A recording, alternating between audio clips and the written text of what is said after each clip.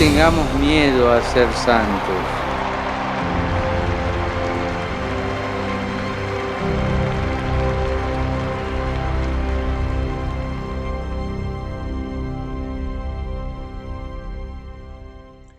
Antes de mais, recordar-vos que estamos a tratar o quarto capítulo.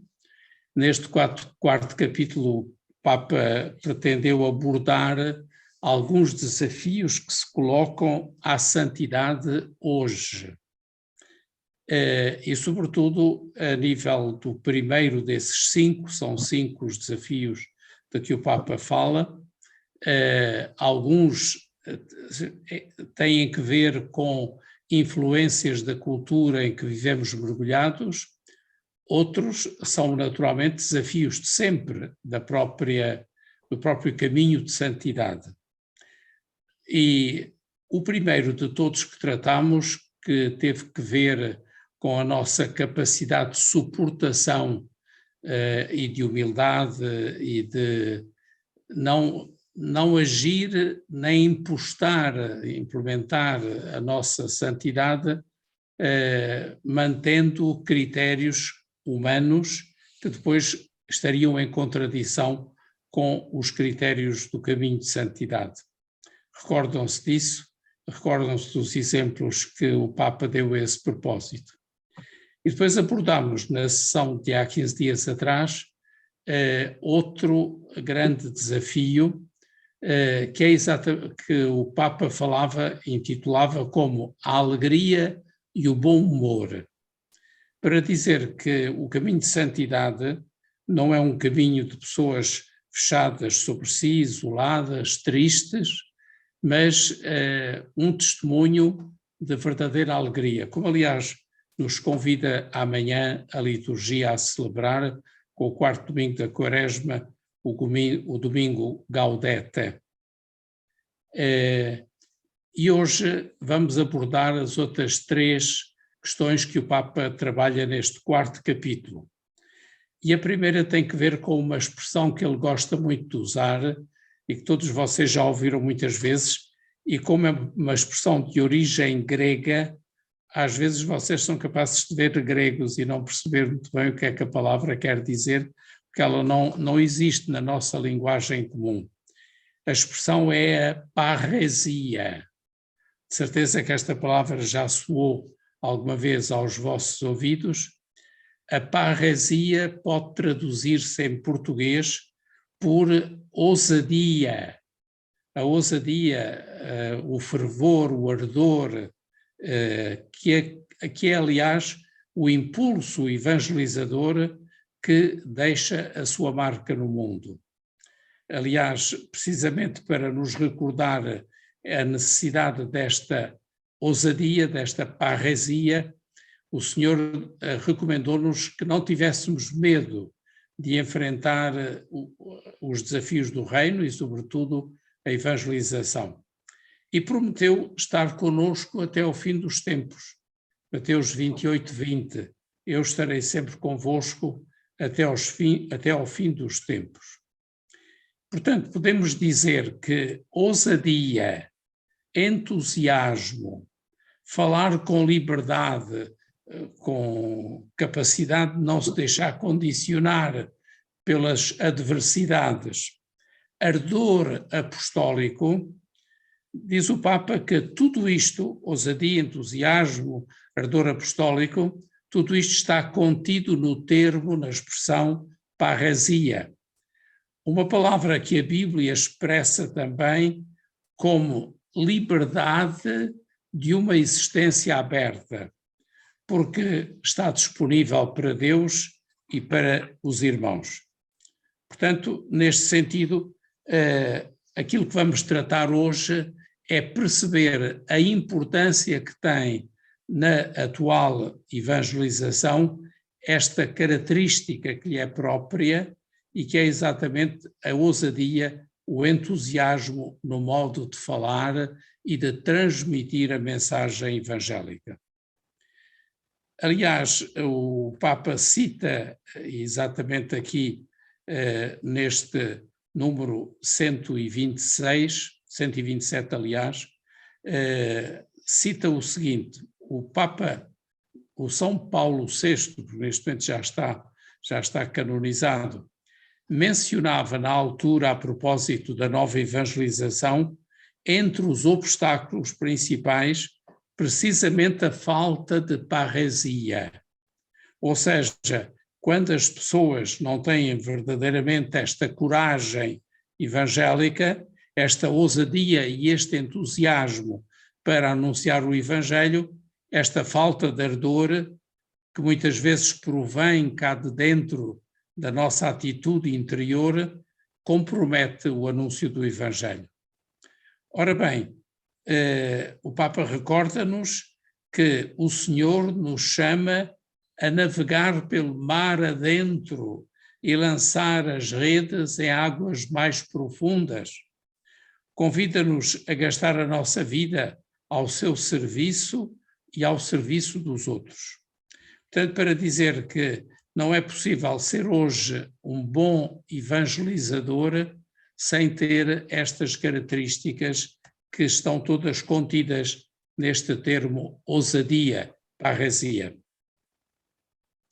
E o Papa dá-nos naturalmente o primeiro exemplo, que é aquele de Jesus, e diz-nos que a sua entranhada compaixão relativamente às pessoas não o fechava sobre si próprio, não era uma compaixão ao sentir-se impressionado pelo mal, pela pobreza à sua volta, não é que isso o tornava paralisado, nem muito menos tímido ou envergonhado, como muitas vezes sucede connosco, diante das dificuldades, diante das coisas que comprometem a nossa própria liberdade de evangelizar, às vezes ficamos paralisados ou deixamos-nos vencer pela timidez ou pela vergonha e não ousamos, não temos aquela coragem que é hoje em dia, no mundo em que vivemos, cada vez mais necessária para evangelizar. Ao invés, como o Papa acentua, a compaixão de Jesus impelia-o fortemente a sair de si mesmo, ou seja, perceber-se, avaliar o sofrimento, o pecado, a fragilidade à sua volta, impulsionava-o a ir em missão e também nos impulsionava e nos enviava a nós a ir ao encontro daqueles que necessitavam da palavra, de ser curados, de ser libertados do pecado. Portanto, nós precisamos de reconhecer hoje que a nossa fragilidade, mesmo se temos que ter consciência que ela é uma realidade, não nos pode impedir de evangelizar com ousadia, com determinação, com coragem. Por isso mesmo, a ousadia e a coragem são constitutivas da missão. Temos que tomar consciência que não há verdadeira missão, não chega sequer a haver missão se nós não tivermos esta ousadia e esta coragem apostólicas. Mais ainda, o Papa diz que a parresia é um selo do Espírito, é como que o carimbo da autenticidade do anúncio. Quem não tem esta coragem, esta parresia, que o Espírito imprime nos nossos corações, pode acontecer que isso queira dizer que nós não anunciamos autenticamente o Evangelho. Portanto, a parresia tem que nos dar confiança inquebrantável na nossa fidelidade de testemunhas fiéis do Evangelho. Com uma certeza, como diz São Paulo aos Romanos, nada nos poderá separar do amor de Deus. Já percebemos com isto que o Papa nos está a dizer que nós precisamos de tomar consciência do impulso que nos dá o Espírito Santo, precisamente para que não nos paralisemos, não nos deixemos paralisar pelo medo e pelo calculismo. Eu creio que uma das grandes questões complexas das nossas comunidades hoje não as classifico sequer de tradicionais ou de avançadas, não é essa a questão, é que são comunidades muitas vezes instaladas no sempre se fez assim, foi sempre desta maneira. As coisas são difíceis e nós não podemos fazer nada. Portanto, quando caímos nesta situação, diz o Papa que é como se estivéssemos a caminhar para dentro dos nossos confins de segurança. Ou seja, queremos estar de tal maneira seguros de que não nos vão fazer mal ou de que não nos vão ou não vão dizer mal de nós e, portanto, em vez de termos esta coragem de anunciar, acabamos por ficar fechados dentro de nós próprios e o Papa usa uma expressão que dá perfeitamente para entender o que é que ele quer dizer. Neste ambiente fechado acaba tudo a cheirar a mofo e, naturalmente, é esse um ambiente doentio. Nós percebemos perfeitamente que às vezes em ambientes com pouca respiração, com pouco arejamento, e às vezes dizemos que esses cheiros estão muito presentes nas nossas sacristías e nos nossos salões paroquiais. Talvez queira dizer que o que falta à comunidade é precisamente esta coragem evangelizadora. Ora bem, a santidade não é compatível com estes ambientes. A santidade requer exatamente esta parresia. E o Papa lembra que nos Atos dos Apóstolos, no capítulo 4, versículo 29, se diz que os apóstolos, quando tinham medo ou quando se fechavam com medo dos judeus, rezavam ao Senhor. E depois cita exatamente este versículo 29 dos Atos dos Apóstolos, que diz: agora, Senhor, tem em conta as ameaças, essas tais ameaças vinham de fora dos judeus, e concede aos teus servos poder anunciar a tua palavra com ousadia. A palavra do grego, lá nos Atos dos Apóstolos, é precisamente parresia, ou seja, ousadia. E, portanto, eles tinham acabado de orar quando o lugar em que se encontravam reunidos, quando estavam cheios de medo dos judeus, estremeceu e todos ficaram cheios do Espírito Santo, começando a anunciar a palavra de Deus com ousadia.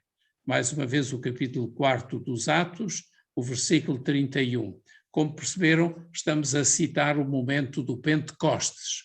Ou seja, sabemos que quando o Espírito Santo desceu sobre os apóstolos e Nossa Senhora, eles estavam reunidos no cenáculo e, de alguma maneira, o clima era ainda naquela altura, e depois continuou a ser, por aí adiante, um clima de perseguição por parte dos judeus. Mas os apóstolos e os discípulos já tinham percebido a importância desta parresia.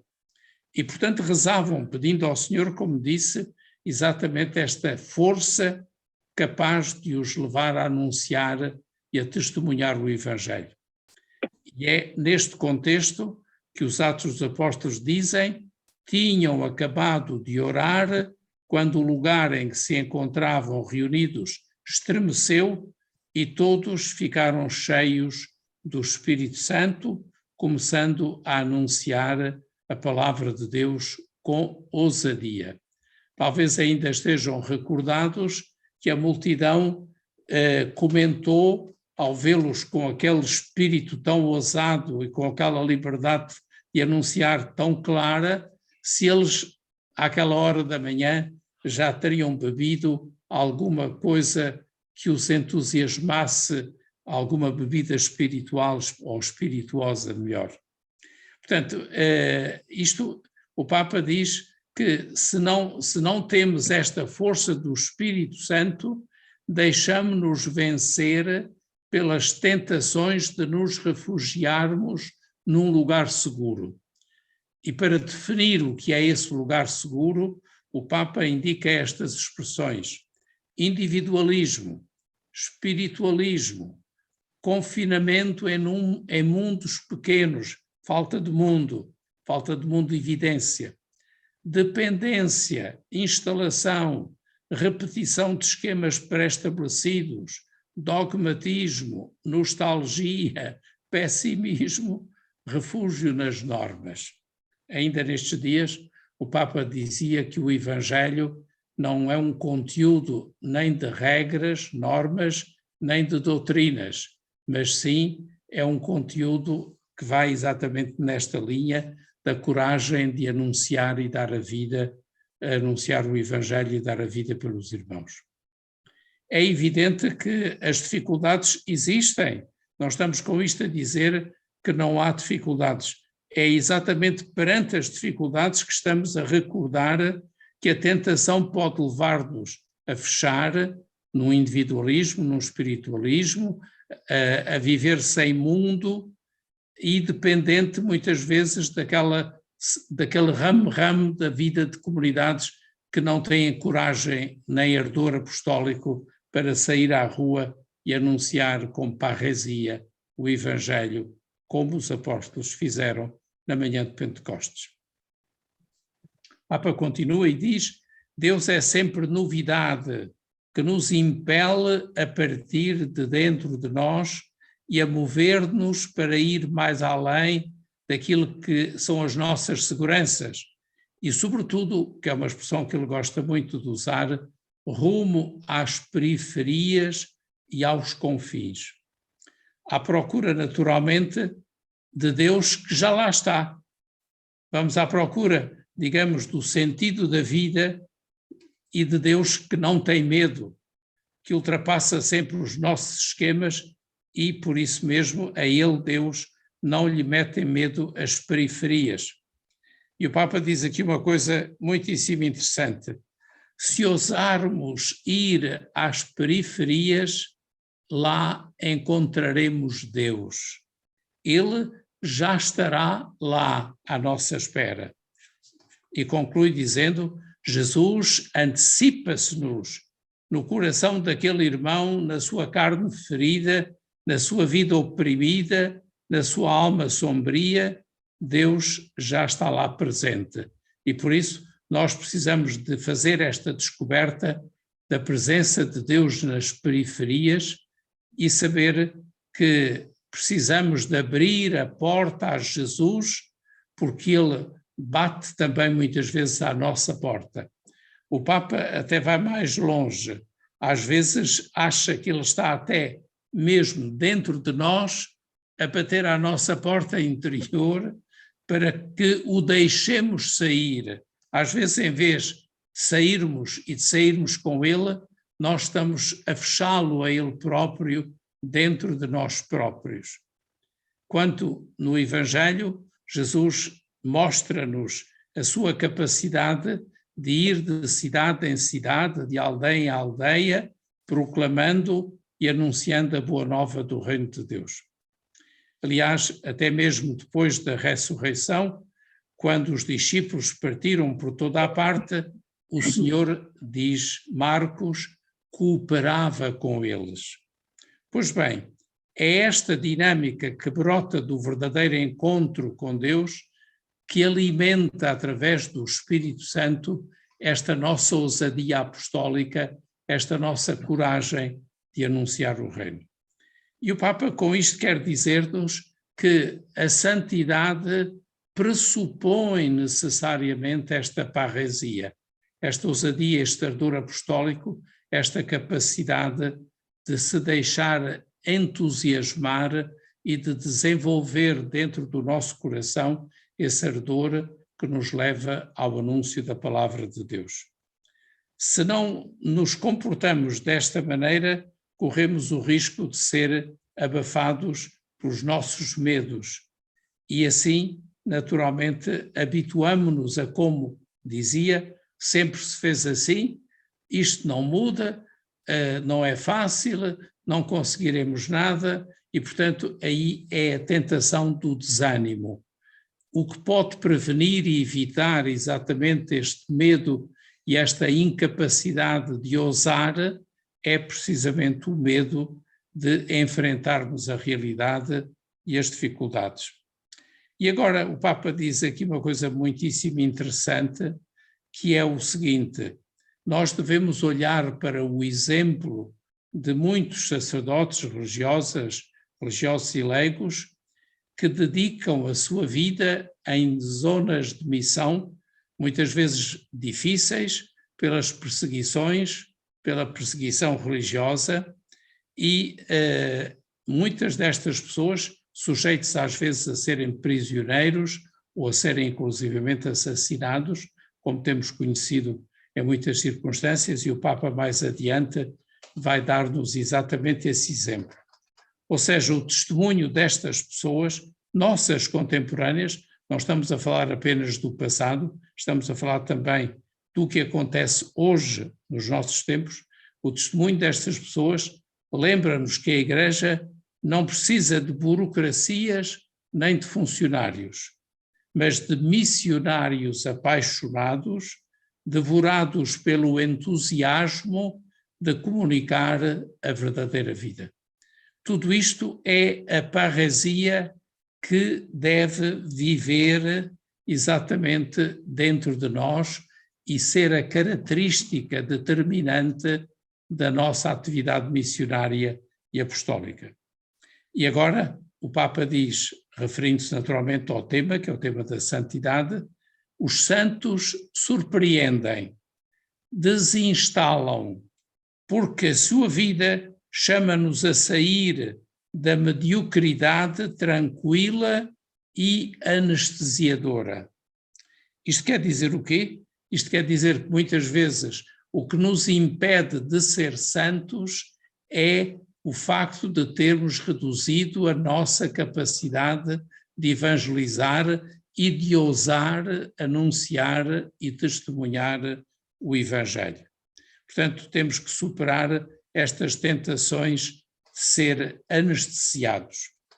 E agora, precisamente como solução para estas dificuldades que podemos encontrar na nossa vida e que comprometem a nossa capacidade de ser santos, o Papa recomenda-nos a pedir ao Senhor a graça de não hesitar quando o Espírito nos exige que demos um passo em frente.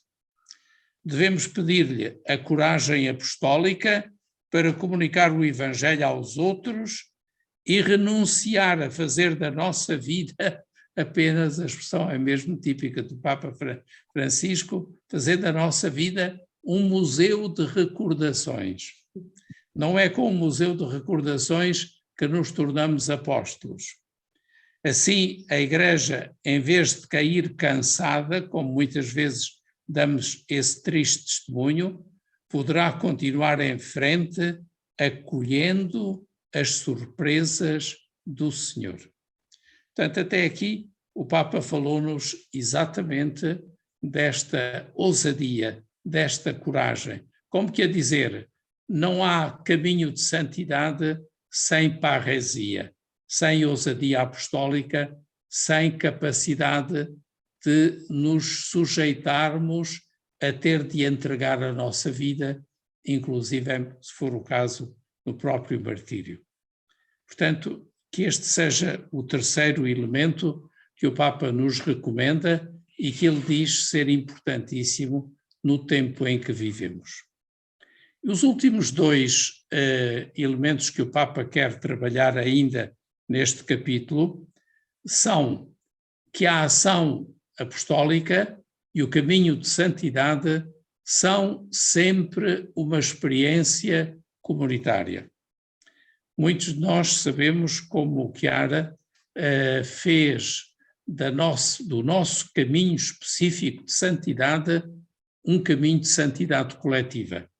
Ela chamava-lhe santidade de povo, santidade que é, no fundo, a concretização da nossa vocação universal à santidade. E por isso o Papa diz, até por uma razão, para vencer as dificuldades que nos podem colocar à santidade, é necessário lutar contra os vícios e pôr em prática as virtudes e vivê-las inclusivamente de modo heroico, como é próprio dos santos, significa também ter vencido já os vícios correspondentes às virtudes. Porque, como vocês sabem, as virtudes teologais e as virtudes cardeais principais estão, de alguma maneira, ligados no seu contrário, no seu oposto, precisamente a um conjunto de vícios. Ora bem, diz o Papa, é muito difícil lutar contra a concupiscência e contra as ciladas e tentações do demónio e do mundo egoísta que nos rodeia. Sozinhos não é possível. A sedução com que nos bombardeiam esses ambientes é tal que, se estivermos sozinhos, facilmente perdemos o sentido da realidade, a clareza interior e facilmente sucumbimos. Perante isto, o Papa faz esta afirmação: a santificação é um caminho comunitário. Portanto, é bom que tiremos da nossa cabeça a ideia de que nos fazemos santos sozinhos. Não só não é possível fazê-lo sozinhos, como inclusivamente fazê-lo em conjunto, em comunidade, tem a vantagem de estarmos amparados pela ajuda dos outros. E agora o Papa cita aqui uma série de exemplos muitíssimo interessantes ao dizer: a Igreja canonizou comunidades inteiras que viveram heroicamente o Evangelho ou ofereceram a Deus a vida de todos os seus membros. Quando ele fala de comunidades inteiras, às vezes são comunidades mesmo no sentido da palavra, sobretudo quando estamos a falar de mártires do Japão, ou de mártires da Coreia, ou de mártires da América Latina, ou de mártires do continente africano. E agora o Papa dá alguns exemplos. Os 7 santos fundadores da Ordem dos Servos de Maria foram canonizados todos em conjunto. As 7 beatas religiosas do primeiro mosteiro da Visitação de Madrid, que foram também, todas elas, eram um mosteiro, uma comunidade religiosa contemplativa, e as 7 desse mosteiro da Visitação em Madrid foram beatificadas como comunidade. Depois o Papa faz exatamente referência a estes mártires que já falei, o caso de São Paulo Miki e companheiros mártires no Japão, verdadeiras comunidades. Em Santo André Taigon e companheiros mártires da Coreia, ou em São Roque Gonçalves Afonso Rodrigues e os companheiros mártires da América do Sul. E além destes casos que estamos a referir-nos a comunidades e ainda a uma comunidade religiosa recente que todos nós conhecemos, a dos monges trapistas de Tiberine, na Argélia. São nossos contemporâneos. Foram todos assassinados e prepararam-se inclusivamente juntos para o martírio. Sabiam que o martírio seria não só provável e possível, como se calhar certo. E não foi isso que os impediu de continuar a dar testemunho no deserto onde se encontravam. Naturalmente, o Papa recorda ainda uma outra coisa que é hoje muito conhecida nos processos de canonização e beatificação, que são as beatificações e canonizações de casais, ou seja, marido e mulher, onde cada cônjuge foi um instrumento para a santificação do outro. E depois recorda aqui um testemunho mais antigo, de São João da Cruz, que dizia a um seu discípulo: estás a viver com os outros para que te trabalhem e exercitem na virtude. Às vezes as comunidades são locais de grande sofrimento e de grande provação. Mas se isto for entendido noutra perspectiva e for vivido em verdadeiro espírito de santidade, aquilo que pode ser, e é muitas vezes nas comunidades, qualquer que elas sejam, de religiosos, religiosas ou de leigos, naturalmente, se vividos nesta perspectiva, é como dizia São João da Cruz, estás a viver com os outros para que te trabalhem e exercitem na virtude. Portanto, a comunidade é chamada a criar aquele espaço teologal onde se pode experimentar a presença mística do Senhor ressuscitado. Eu penso que aqui muitas pessoas conhecem experiências de vida daquilo a que estamos a falar e sabemos que são ambientes de santificação.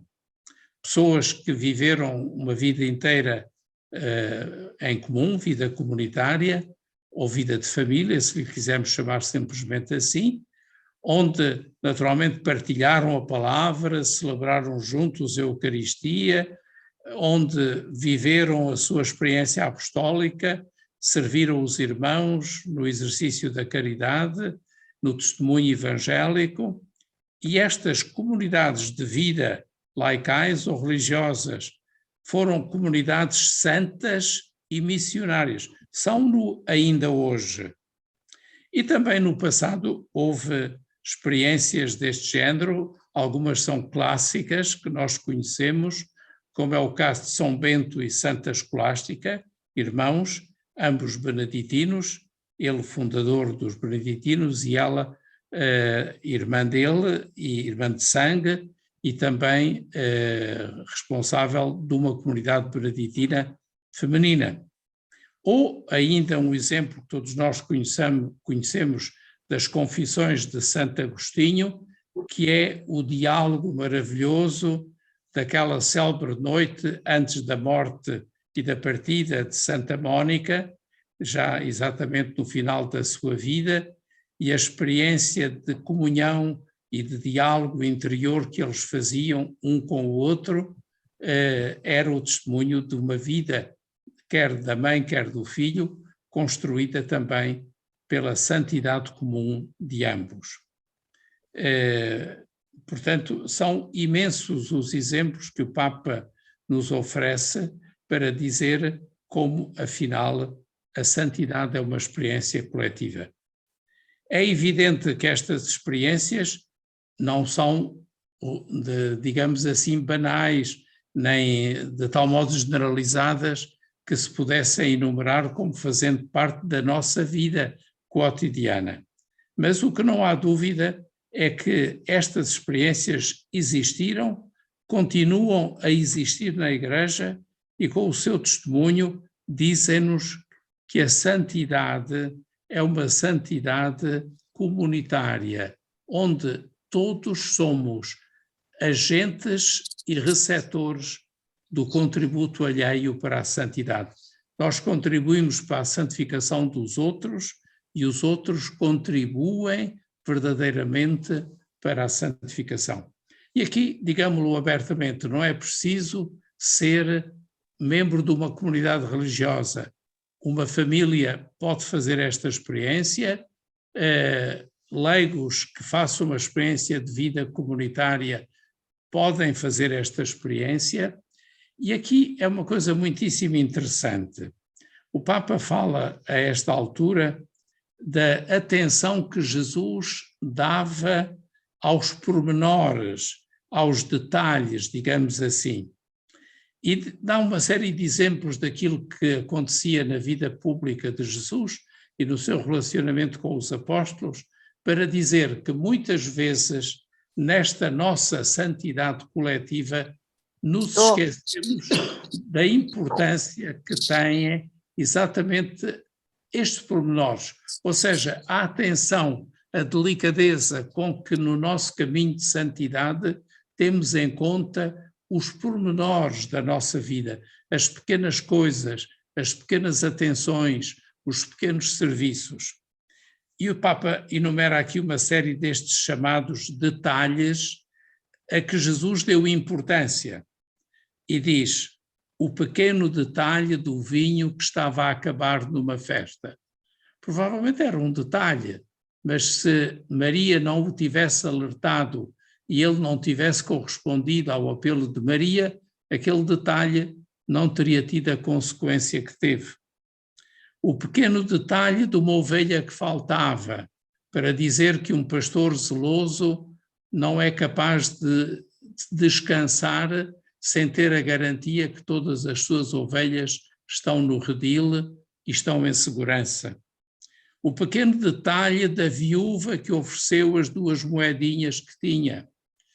Jesus, que estava ali sentado e que olhou para aquele pequeno detalhe e soube perceber no interior daquela mulher a grandeza daquela alma em dar tudo o que tinha, que era muito mais do que as abundantes esmolas dos ricos que as deitavam na caixa de esmolas.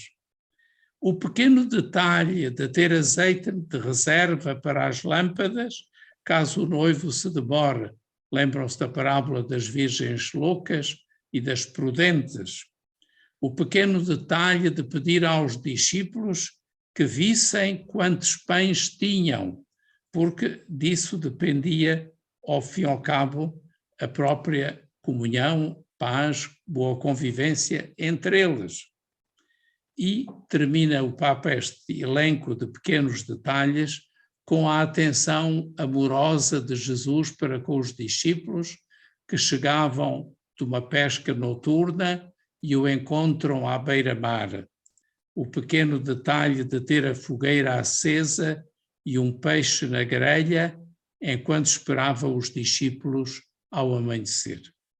São coisas interessantes. Eu gostei imenso de ver o Papa fazer este elenco dos detalhes para dizer que a santidade é feita de pequeninas coisas. Que a santidade é a constância neste viver fora de nós, ao serviço dos outros, numa atenção amorosa para amar Jesus presente em cada um dos nossos irmãos. Portanto, tudo isto ainda para dizer que a comunidade que sabe guardar os pequenos detalhes do amor e na qual os membros cuidam uns dos outros e formam um espaço aberto e evangelizador, esta comunidade é o lugar da presença do ressuscitado, que vai santificando, segundo o projeto do Pai, as almas e a vida de cada uma das pessoas que faz parte da comunidade. Ora bem, então, contra a tendência atual para o individualismo consumista, que acaba por nos isolar na busca do bem-estar à margem dos outros, o nosso caminho de santificação não pode deixar de nos identificar com aquele desejo de Jesus, que todos sejam um só, como tu, Pai, estás em mim e eu em ti. Portanto, este testamento de Jesus, este Ud Omnes Unum Sinde, que é, no fundo, também característica da santidade e garantia de que verdadeiramente ninguém fica de fora e todos são candidatos não só à unidade, mas também à santidade. Portanto, com isto, de alguma maneira, terminamos este outro ponto que o Papa recomenda e que é exatamente que a santidade é, acima de tudo e antes de mais, uma experiência de vida comunitária. E agora, a terminar o capítulo 4, o Papa fala ainda de uma coisa que todos nós sabemos que é própria do caminho de santidade, mas às vezes nos esquecemos de cuidar dela com aquele zelo, com aquela atenção e com aquela beleza e grandeza que depois faz de facto da oração constante um verdadeiro caminho de santidade. Portanto, este último elemento que o Papa põe em evidência como elemento fundante da santidade é exatamente o valor, a importância da oração constante. Oportet semper orare, quer dizer, é preciso rezar sempre. Pois bem, lembremos que a santidade é feita de abertura habitual à transcendência, que se expressa na oração e na adoração. Eu creio que nenhum de nós tem dúvidas sobre a importância e o lugar da oração e da contemplação e, sobretudo, da adoração no caminho de santidade. Porquê? Porque o santo é necessariamente uma pessoa com espírito orante, ou seja, tem necessidade de comunicar com Deus. A alma santa aspira por Deus, suspira por Deus, sai de si, erguendo louvores e alarga os seus confins na contemplação do Senhor. E agora o Papa diz uma coisa para nos alertar para o risco de não sermos almas orantes. Não acredito na santidade sem oração. Embora não se trate necessariamente de longos períodos ou de sentimentos intensos, mas o Papa considera que a santidade e a oração são duas coisas que vão em comum uma com a outra. Cita mais uma vez João da Cruz, que diz que recomendava aos seus discípulos que caminhassem sempre na presença de Deus. E dizia, fosse ela a presença real, como na Eucaristia, fosse a presença imaginada na oração interior ou unitiva na contemplação e na adoração, conforme o permitissem as obras que estivéssemos a realizar. Ora bem, é o desejo de Deus que deve brotar do nosso coração e que não pode deixar de se manifestar de alguma maneira na nossa vida diária. Quem não tem uma vida de oração diária, e quando falamos aqui de vida de oração, estamos a falar de comunhão com Deus, de encontro com Ele, de experiência de intimidade, de diálogo, de comunhão, de sentimentos e de ardor interior. Eu quase me apetece dizer de amor apaixonado. Porquê? Porque o primeiro a sentir esse amor apaixonado por nós é o próprio Deus. Portanto, se Ele nos transmite essa paixão por cada um de nós, imagine-se se a nossa vida é verdadeiramente uma vida santa, se não é simultaneamente também uma vida de ardor e de paixão, de amor apaixonado por Deus. Portanto, aquilo que devemos cultivar como caminho de santidade deve ser exatamente este, tornar possível, direi mesmo necessários, tempos dedicados só a Deus na solidão com Ele. Nós ouvimos estas coisas ditas dos santos e aplicadas aos santos, mas a nossa santidade ao pé da porta, esta santidade que o Papa fala aqui na Gaudete et Exsultate, tem que ser também esta santidade com capacidade de dedicar tempos longos só a Deus e na solidão com Ele.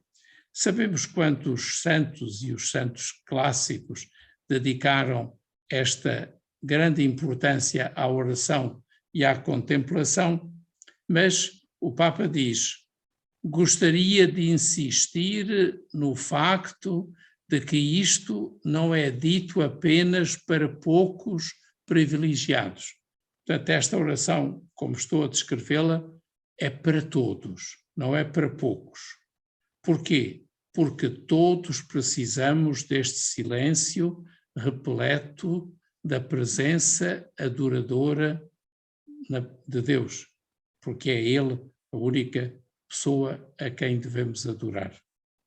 Portanto, a oração confiante é uma resposta do coração que se abre a Deus face a face, onde são silenciados todos os rumores para escutar a voz suave do Senhor que ressoa no silêncio.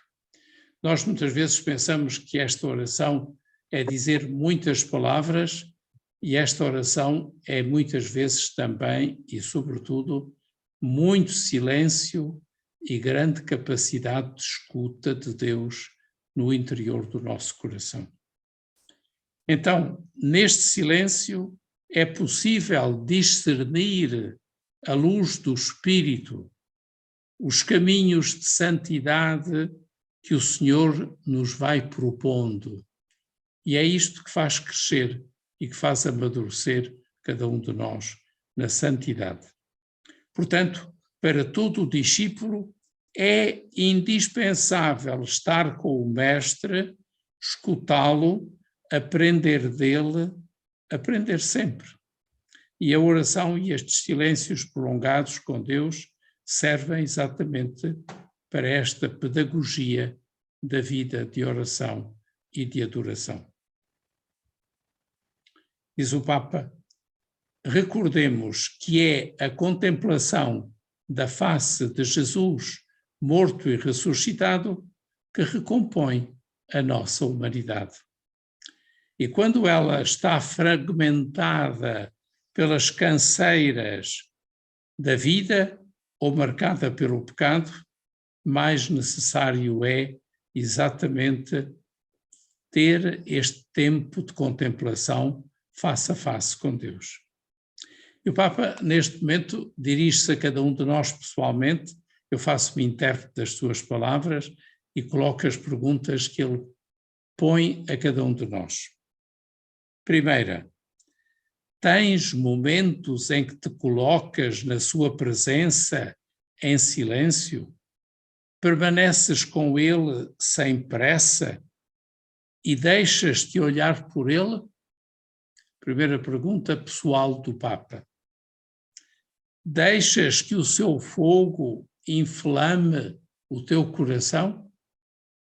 O ardor, a parresia, nascem exatamente do Espírito Santo e desta força que ele nos incute dentro. E o Papa arrisca-se a dizer isto. Atenção, se não permites que Jesus alimente nele, no teu coração, quer isto dizer, o calor do amor e da ternura, não terás fogo, e assim não poderás inflamar o coração dos outros com o teu testemunho e com as tuas palavras. O Papa está-nos a dizer que a parresia tem a sua raiz primeira e se calhar última, exatamente neste ardor interior que vem da contemplação da sua face e do seu coração. E agora o Papa, numa perspectiva misericordiosa, como é própria do seu coração, diz-nos: se ainda não consegues, diante do rosto de Cristo, deixar-te curar e transformar, então penetra nas entranhas do Senhor, entra nas suas chagas, porque é nela que tem a sua sede a misericórdia divina. Isto é lindíssimo. Primeiro diz-nos, olha, está atento, porque se não permites que o teu coração seja incendiado pelo calor do amor e da ternura, não terás fogo para inflamar o coração dos outros. E quem inflama o nosso coração para, por sua vez, inflamar o coração dos outros é o Espírito Santo, é Deus. Por isso, para remediarmos a um eventual mal que nos possa estar a acontecer, o Papa diz, se ainda não consegues, diante do rosto de Cristo, deixar-te curar e transformar, isto precisa um grande vazio interior, um grande silêncio interior, um grande despojamento interior. Se não somos ainda capazes de nos deixar curar e transformar, então, com humildade, penetra as entranhas do coração do Senhor, entra nas suas chagas, recordação de como o sofrimento é importante também ele aqui, pois é nelas que tem a sua sede a misericórdia divina. Acho que o Papa merecia que lhe dessemos um beijo grande de agradecimento por estas palavras que nos dirige. E agora, para corrigir eventuais erros que possamos cometer sem querer, diz-nos: peço, porém, que não se entenda este silêncio orante como uma evasão que nega o mundo que nos rodeia. Aqui o Papa o que nos quer dizer é o seguinte: este silêncio não é para ficar só dentro de nós o prazer da sua presença e o inflamado do nosso coração, mas para que lá já estejam presentes aqueles a quem na vida havemos de inflamar por esse amor e havemos de iluminar por esse ardor. Porquê? Porque quando me encontrava, dizia o peregrino russo, que vocês conhecem, esse livro de espiritualidade, que é mesmo chamado O Peregrino Russo, diz ele, precisamente porque era um grande contemplativo, mas ao mesmo tempo, quando me encontrava com as pessoas, parecia-me que eram todas tão amáveis, como se fossem da minha própria família. E a felicidade não só iluminava o interior da minha alma, mas o próprio mundo exterior aparecia-me sob um aspecto maravilhoso. É evidente que para chegar a fazer esta experiência é preciso ter alimentado a nossa vida numa oração de contemplação permanente. A oração, precisamente porque se alimenta do dom de Deus que se derrama na nossa vida, devia ser sempre rica de memória. Aqui o Papa quer dizer que muitas vezes a oração é tecida de recordações, não só da recordação da palavra revelada, mas também da própria vida, da vida dos outros que o Senhor pôs no nosso caminho e que fez ser a sua Igreja. Portanto, trazer à memória todos os benefícios que recebemos do Senhor e contemplar a nossa própria história quando rezamos para encontrar para ela tanta misericórdia.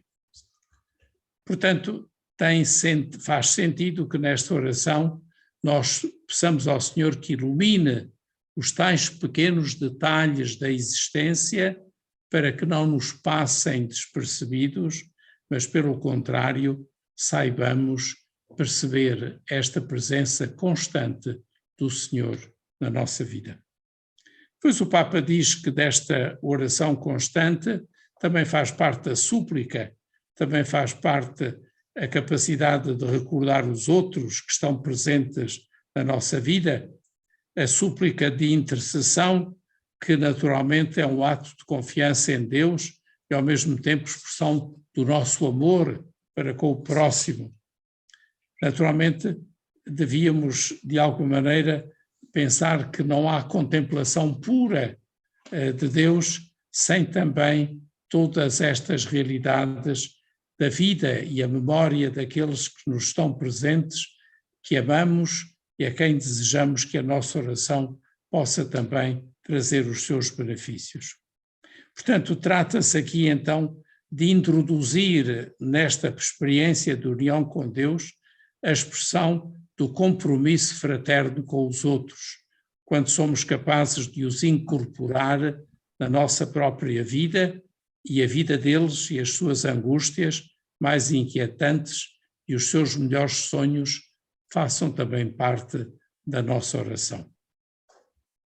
Estamos a terminar o capítulo e o Papa recorda-nos agora que se verdadeiramente reconhecemos que Deus existe, não podemos deixar de o adorar. Por vezes num silêncio cheio de enlevo ou de lhe cantar em festivo louvor. O Papa aqui cita o São Carlos Foucault, que quando se converteu e percebeu que Deus existe, teve esta expressão: logo que acreditei que Deus existia, compreendi que só podia viver para ele. Portanto, também nós, nesta leitura orante da palavra de Deus, mais doce do que o mel, ou, ao mesmo tempo, nesta escuta do Mestre que nos fala através da sua palavra, ou, naturalmente, através dos passos que damos em direção a Ele na nossa vida contemplativa, temos de perceber que é exatamente Ele, como palavra, que transforma completamente a nossa vida. A terminar, o Papa não podia não falar da Eucaristia e, portanto, onde muitas vezes passamos os nossos momentos de maior intimidade é exatamente diante do sacrário.